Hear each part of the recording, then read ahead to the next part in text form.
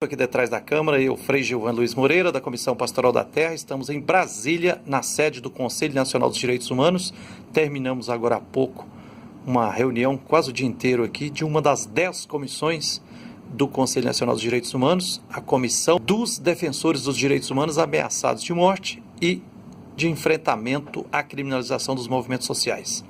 Aqui à nossa frente, Júlia Navarra e 2 caciques, o cacique Wilson Soares e o cacique Oscar Benite. Júlia, começando com você. Vocês vieram lá do oeste do Paraná, lá pertinho da barragem da hidrelétrica de Itaipu, e fizeram uma denúncia muito grave aqui na nossa reunião no Conselho Nacional dos Direitos Humanos. É presente aqui para quem vai nos acompanhar através de vários sites, inclusive pela TV Comunitária de Belo Horizonte. O que está acontecendo lá na região de Guaíra, no oeste do Paraná, que fez vocês virem aqui fazer denúncia? Bom, eu sou assessora jurídica da Comissão Guarani-Urupá. Faz mais de 2 anos que eu estou acompanhando aí as lideranças Avá-Guarani. Ali na região do oeste do Paraná, especificamente que a gente veio trazer, são algumas denúncias vinculadas a mais de um município. Guaíra, Terra Roxa, Santa Helena e Itaipulândia são regiões que foram diretamente afetadas pela construção da usina de Itaipu, que aconteceu nos anos 70, pouco depois da construção da usina, com alagamento aí de mais de 47 aldeamentos, que até hoje a Itaipu não fez a compensação devida em relação a essas reparações, né? Além de ter cometido uma série de violações de direitos humanos no processo de despejo dessas comunidades. Algumas até nem foram avisadas. Além disso, você tem um processo histórico de esbulho que vem desde antes da Itaipu, por empresas colonizadoras, a Mate Laranjeira e outras atuações com a conivência do Estado. Você tinha o próprio órgão indigenista atuando contra os direitos dos indígenas, isso mesmo antes da construção da usina. Então é todo um contexto histórico que faz com que essas regiões do oeste do Paraná agora representem uma grande ameaça à efetividade dos direitos dos povos indígenas, especialmente o direito à terra, que é um direito que é constitucionalmente garantido. E uma dessas ameaças, além de ameaças mais diretas e dos próprios fazendeiros, que têm interesse ali no agronegócio, que é muito forte na região e que é contrária à permanência dos índios, a gente também tem uma série de judicializações, várias ações de reintegração de posse atualmente na região que estão ameaçando... De terras que estão ocupadas pelos indígenas Guarani atualmente, e que eles estão tentando retomar.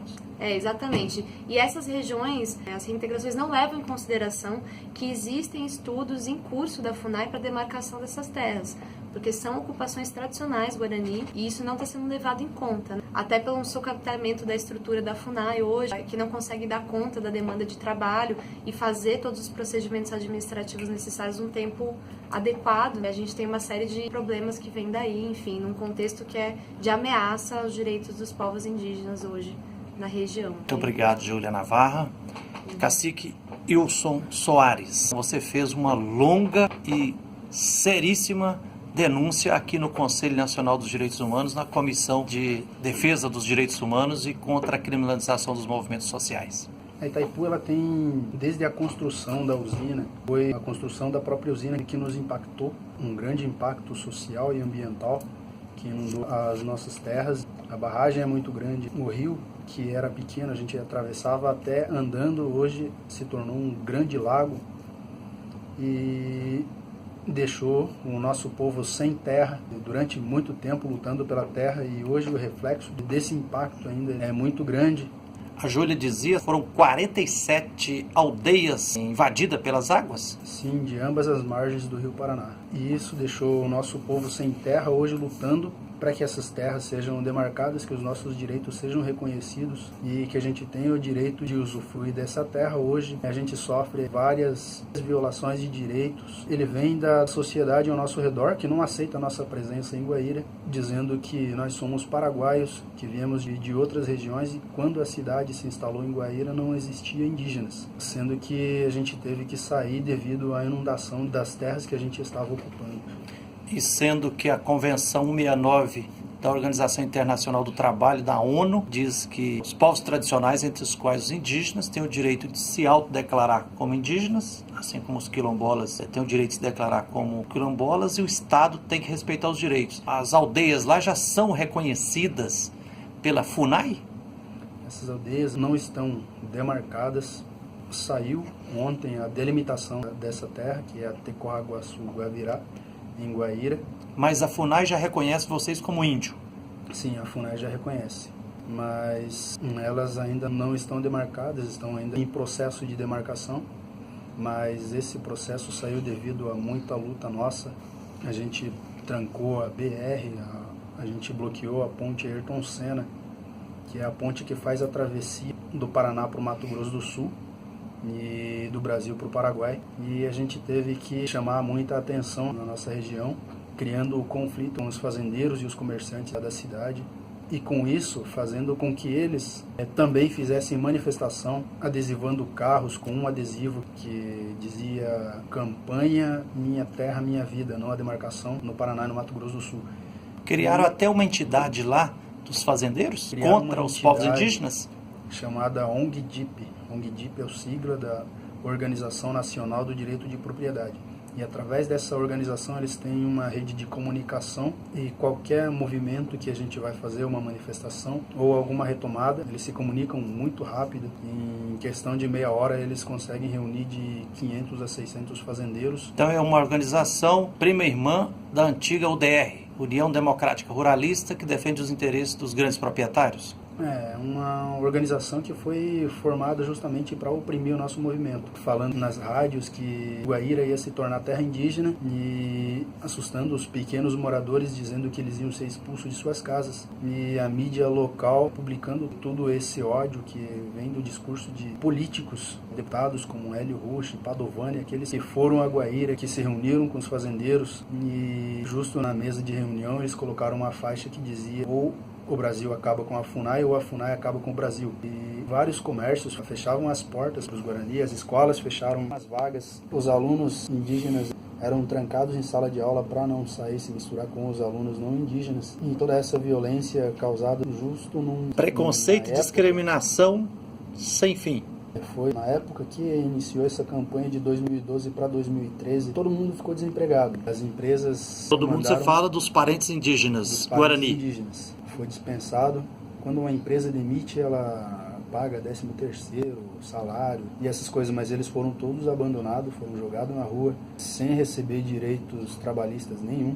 Essa campanha trouxe uma extrema miséria para os Guarani e até hoje ninguém dá emprego para indígenas. E hoje o que mantém os Guaranis nas aldeias são a cesta básica, que é distribuída pela FUNAI, e o município também fornece uma cesta básica que começou esse ano através de uma ordem judicial. E fora isso, a gente tem enfrentado também outras violências. Houve uma morte por atropelamento e muitas outras várias tentativas de atropelamento. Houve o sequestro de uma indígena que era estagiária da FUNAI. Eles sequestraram ela, foram passear de carro, sabe Deus por onde, passando a mão nela, dirigindo ameaças para as lideranças e dizendo que a demarcação não ia acontecer porque eles não iam deixar. E dizendo que a FUNAI ia ter que sair de Guaíra ou então eles iam arrancar com as próprias mãos.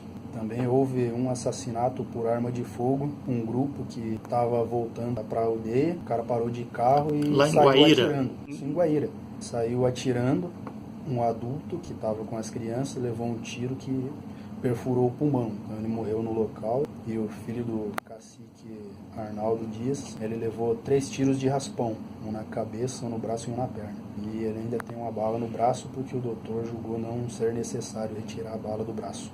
E a polícia prendeu? A polícia não Esses prendeu. assassinos estão respondendo processo ou não? Não estão respondendo o processo porque eles saíram e foram para o Paraguai. Toda essa violência é um reflexo da construção da usina de Itaipu, que deixou a gente sem terra, e hoje a gente está lutando para a gente recuperar parte das nossas terras e também fortalecer a nossa cultura, que infelizmente está sendo enfraquecida. Nós sabemos que nós, enquanto um povo indígena, se a gente perder a nossa terra e a nossa cultura e a nossa língua, nós vamos ser um povo morto. E a gente está lutando para dar continuidade à nossa existência e para dar continuidade aos nossos conhecimentos tradicionais, que isso vem sendo impedido pela sociedade, porque tudo aquilo que a gente tinha de mata, de floresta, hoje se tornou um grande campo de soja, monocultura de soja. Então é por isso que a gente está lutando para a gente recuperar parte das nossas terras e fortalecer a nossa cultura. Cacique Wilson, antes da construção da barragem da hidrelétrica de Itaipu, lá no oeste do Paraná, com o Paraguai, qual era a população indígena Guarani lá? Quantos parentes, quantas famílias e atualmente? Quantos que estão resistindo? Só em Guaíra tinha em torno de umas 6 mil pessoas guaranis. Mas contando tudo, desde Cidade Real até Ocoí, nas margens do rio Paraná, era tudo habitado pelos guaranis. Partes dessas terras que foram inundadas eram todas ocupadas por guarani. Então a gente não sabe dizer o número exato, mas rio abaixo e rio acima também existiam guaranis. E atualmente nessas ocupações não existem mais, porque foram inundadas. Então a gente tem Guaíra e Terra Roxa. Em Guaíra a gente está com uma população de 1.600 no máximo de pessoas. Em Terra Roxa, mais uma população de mais ou menos uns 1.000 pessoas.